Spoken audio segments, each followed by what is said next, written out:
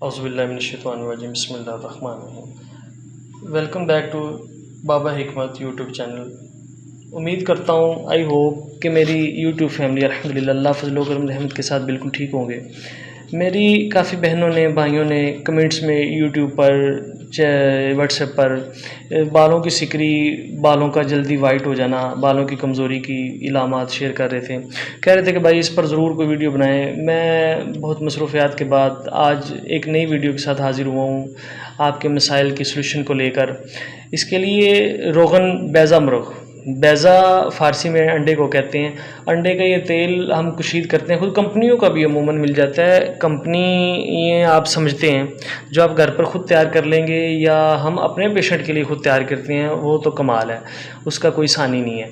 ये बालों में जो सिकरी आ जाती है, बालों की जड़ें नाजुक हो जाती हैं, बाल गिरने शुरू हो जाते हैं, उम्र से पहले वाइट आने शुरू हो जाते हैं, बाल जल्दी लंबे नहीं होते, उसके लिए ये एक बेहतरीन चीज़ है।